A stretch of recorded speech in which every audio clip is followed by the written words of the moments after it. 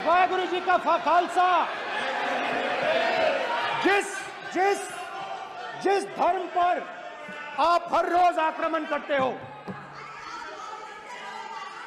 गुरु नानक जी जो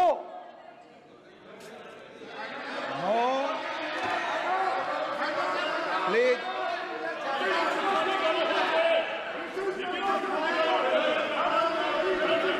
please please please please please माननीय सदस्य, प्लीज गुरु नानक जी के माननीय चित्र में भी सदस्य, हम इनको इस तरीके से पूछते हैं, आप इस तरीके से टेबल पे मत रखो। सर कहाँ रखूं सर? तरीका ठीक सर कहाँ रखूं? यहाँ रख दूं सर? आप यहाँ मत यहाँ रख रखो। देता हूं सर।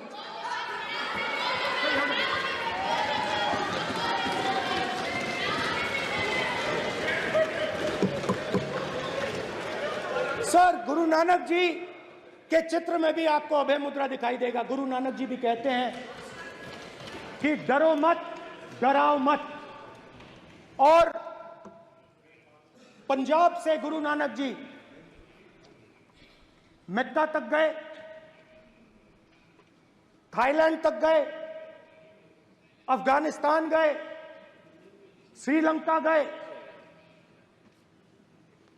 किसी से हिंसा नहीं की, अहिंसा की बात की, सत्य की बात की,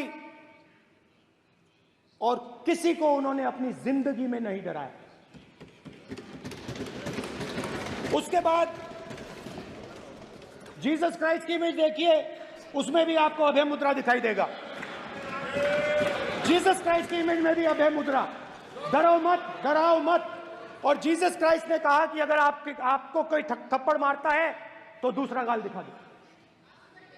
उसके बाद बुद्ध भगवान, अभय मुद्रा,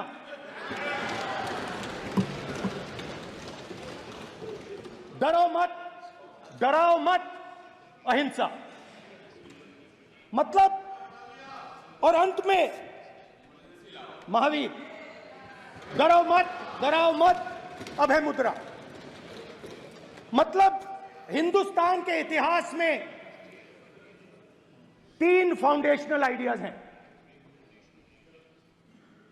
मोदी जी ने अपने भाषण में एक दिन कहा कि हिंदुस्तान ने किसी पर आक्रमण नहीं किया। उसका कारण है क्योंकि यह देश अहिंसा का देश है, यह देश डर का देश नहीं है। तो हमारे सारे के सारे महापुरुषों ने अहिंसा की बात की, डर मिटाने की बात की। डरो मत, डराओ मत, डरो मत, डराओ मत। और दूसरी तरफ शिव जी कहते हैं डरो मत, डराओ मत, अभय मुद्रा दिखाते हैं, अहिंसा की बात करते हैं, त्रिशूल को जमीन में गाड़ देते हैं। और जो लोग अपने आप को हिंदू कहते हैं वो 24 घंटा हिंसा, हिंसा, हिंसा, नफरत, नफरत, नफरत, असत्य, सत्य, असत्य।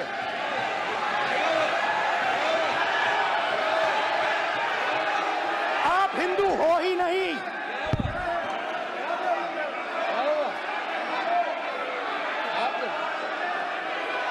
Just get me that picture of Shiva. inside because of it. Hindu धर्म में साफ लिखा है, सत्य के साथ खड़ा होना चाहिए, सत्य से पीछे नहीं हटना चाहिए, सत्य से नहीं डरना चाहिए। अहिंसा हमारा प्रतीक है। अभय मुद्रा ऐसे कीजिए, ऐसे कीजिए, अभय मुद्रा।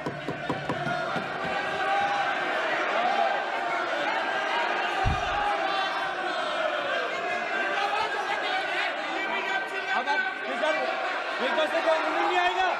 Prime minister will not speak it. Then prime minister will speak it. If you are doing this, it will repeat again. भाई भाई भाई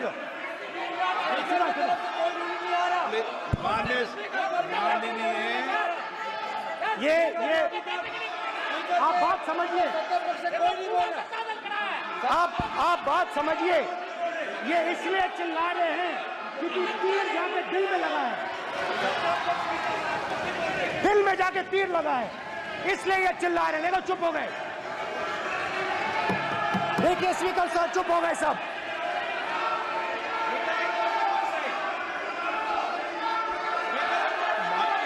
एक मिनट,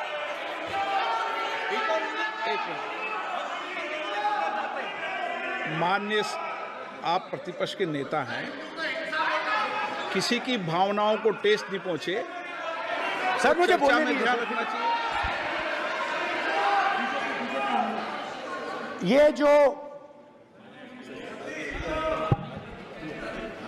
ये विषय बहुत गंभीर है, पूरे हिंदू समाज को हिंसक कहना ये गंभीर विषय है। बीजेपी को आपको नहीं, नरेंद्र मोदी जी पूरा हिंदू समाज नहीं है, बीजेपी पूरा हिंदू समाज नहीं है, आरएसएस पूरा हिंदू समाज नहीं है।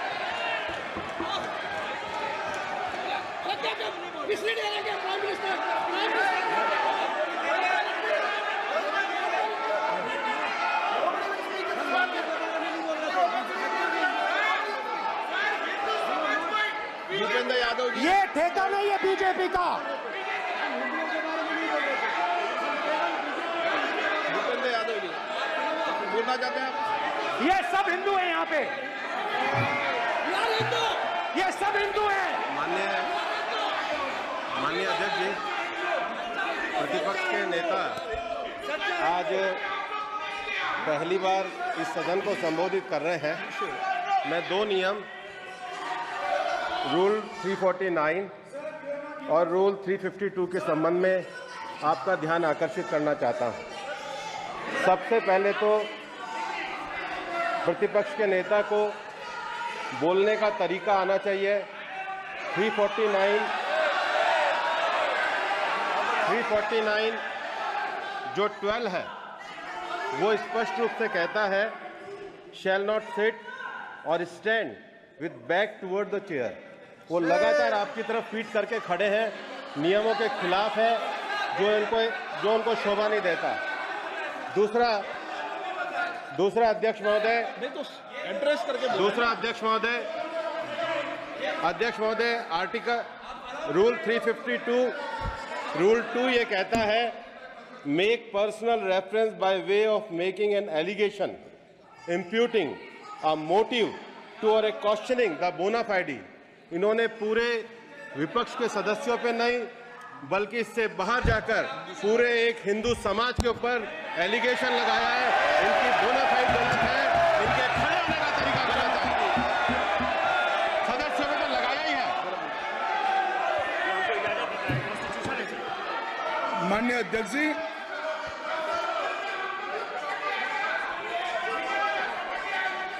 गृह मंत्री जी, नो आप डिबेट में। गृह मंत्री जी,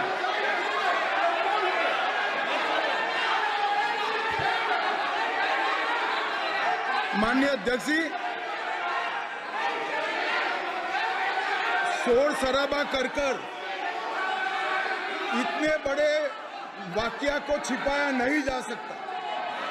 विपक्ष के नेताजी ने कैटेगोरिकली कहा है कि जो अपने आप को हिंदू कहते हैं वो हिंसा करते हैं। मैं फिर से रिपीट करना चाहता हूं, उनका वाक्य था जो अपने आप को हिंदू कहते हैं वो हिंसा की बात करते हैं, हिंसा करते हैं। मान्यवर, इस देश में शायद इनको मालूम नहीं है, करोड़ों लोग अपने आप को गर्व से हिंदू कहते हैं, गर्व से हिंदू कहते हैं। क्या वो सभी लोग हिंसा की बात करते हैं, हिंसा करते हैं? हिंसा की भावना को किसी धर्म के साथ जोड़ना और इस सदन में और संवैधानिक पद पर बैठे हुए व्यक्ति ने, मैं मानता हूं मान्यवर, उन्होंने इसकी माफी मांगनी चाहिए। मान्यवर, मैं उनको एक गुजारिश भी करना चाहता हूं कि इस्लाम में अभय मुद्रा, इस पर इस्लाम के विद्वानों का मत एक बार वो ले ले। गुरु नानक साहब की अभय मुद्रा पर SGPC का मत वो ले ले। और मान्यवर, अभय की बात तो इनको करने का कोई अधिकार नहीं है। आपातकाल में पूरे देश को इन्होंने भयभीत करा है, लाखों लोगों को जेल में डाला। और आतंक, वैचारिक आतंक अगर कभी था, वैचारिक आतंक कभी था तो आपातकाल के वक्त था। और मान्यवर, दिल्ली में दिन दहाड़े हजारों सिख भाइयों का कत्लेआम उनके शासन में हुआ। आज वो भय की बात कर रहे हैं। मान्यवर, मेरा आपसे आग्रह है कि श्री राहुल गांधी, नेता प्रतिपक्ष, पहला भाषण होने के बावजूद माफी मांगनी चाहिए। न केवल सदन, पूरे देश की माफी मांगनी चाहिए।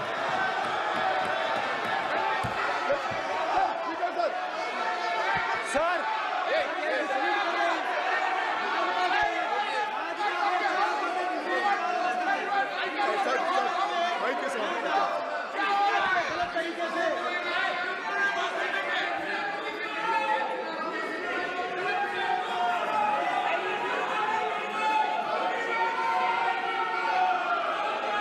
Speaker sir,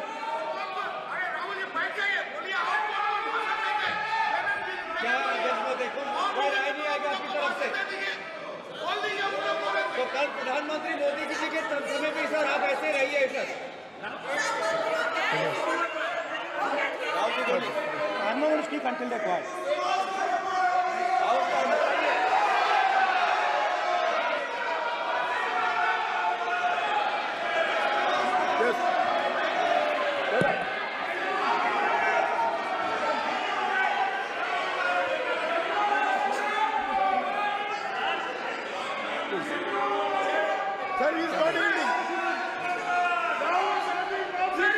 sir, speaker sir, ये संविधान की बात कर रहे हैं सर। और इसी संविधान का आर्टिकल 25 कहता है कि किसी भी धर्म के ऊपर कोई भी व्यक्ति किसी को हिंसावादी करार नहीं दे सकता है। और इन्होंने हिंदू का हिंसावादी कहा है सर। संविधान का इन्होंने अपमान किया है, संविधान की झूठी दुहाई दी है। इनको माफी मांगनी चाहिए सर। ये आर्टिकल 25 है सर संविधान का। सर, इनको माफी मांगनी चाहिए। आर्टिकल 25 जो है संविधान, और ये देश संविधान से चलता है, ये पार्लियामेंट संविधान से चलता है सर। इनको माफी मांगनी चाहिए सर। ये संविधान से ऊपर नहीं है सर। कांग्रेस संविधान से ऊपर नहीं है। आर्टिकल 25, कल्याण बनर्जी बताए आर्टिकल 25 क्या था? आप उनको कहिए आप लोग का है क्या? पार्लियामेंट में आप लोग का है? आप लोग का जमींदारी है क्या? क्या समझते हो? पार्लियामेंट का आप लोग का जमींदारी है क्या? जमींदारी बिठा दी।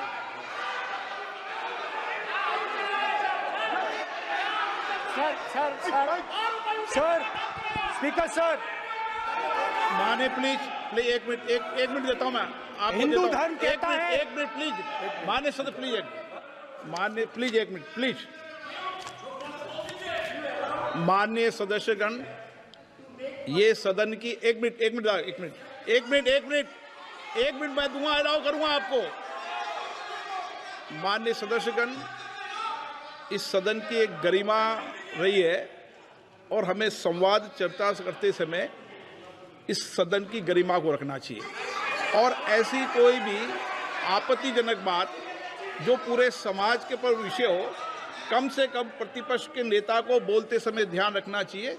मैं इसको सीरियस तरीके से देखूंगा।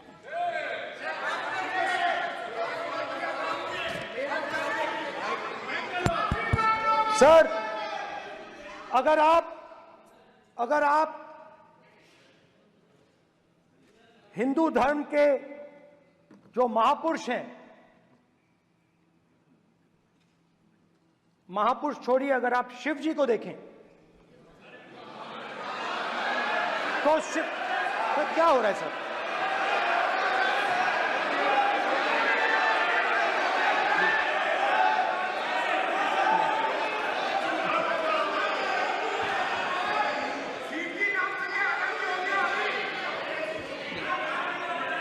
अगर आप शिव जी को देखें तो उनकी इमेज से आपको पता लगता है कि हिंदू डर नहीं फैला सकता, हिंदू हिंसा नहीं फैला सकता, हिंदू नफरत नहीं फैला सकता।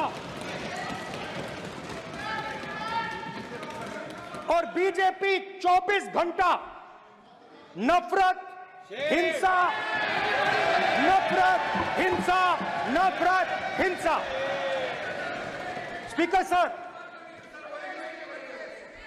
कहां कहां तक इन्होंने डर फैला दिया है?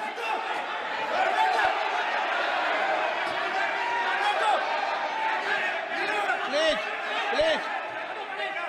सर, कहां कहां तक इन लोगों ने डर फैला दिया? मैं आपको अयोध्या से शुरू करता हूं। सर नमस्कार। अयोध्या ने आपको मैसेज भेजा, अयोध्या ने राम भगवान। मेरा व्यवस्था का सवाल है।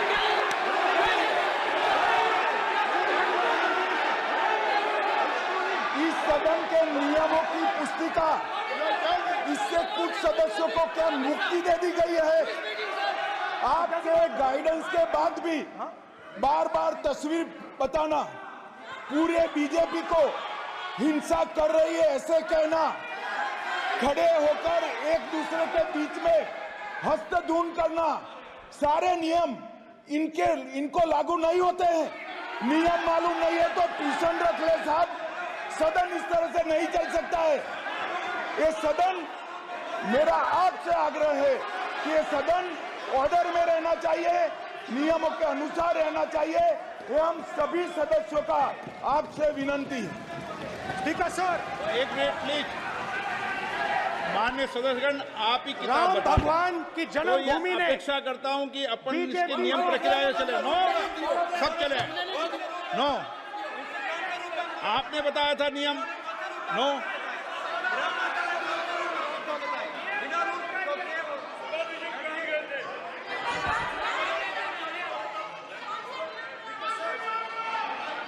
माइक दीजिए सर। हाँ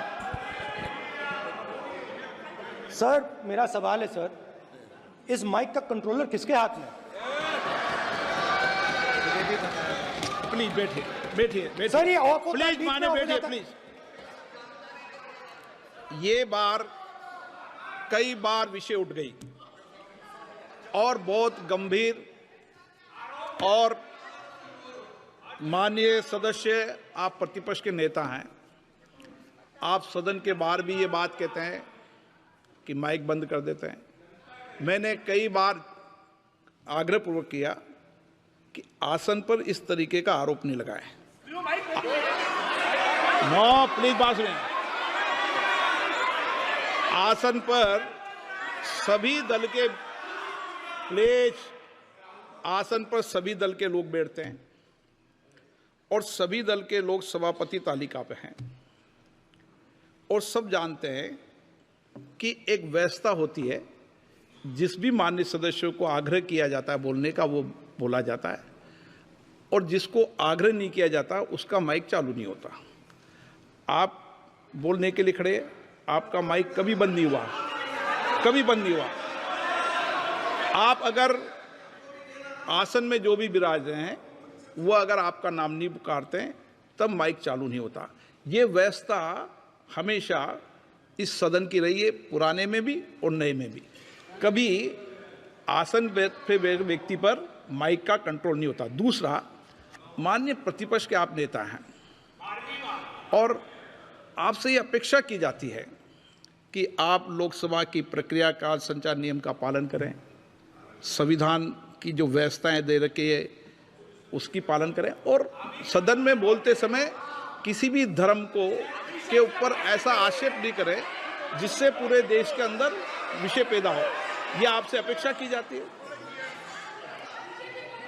सर, मैं बिल्कुल आपकी रिस्पेक्ट करता हूं स्पीकर सर, मगर मेरे भाषण के बीच में सच्चाई ये है कि माइक ऑफ हो जाता है। मैं क्या करूं, हो जाता है वो। अब आपने देखा मैंने अयोध्या शब्द यूज किया और माइक ऑफ हो गया। नो, अरे ये प्रधानमंत्री मोदी जी के टाइम में आधा आधा पैर आएगा क्या? तो अयोध्या ने राम भगवान की जन्मभूमि, प्लीज ब्रदर, राम भगवान की जन्मभूमि ने बीजेपी को मैसेज दिया, और ये आपके सामने मैसेज बैठे हुए हैं। मैंने इनसे पूछा, कल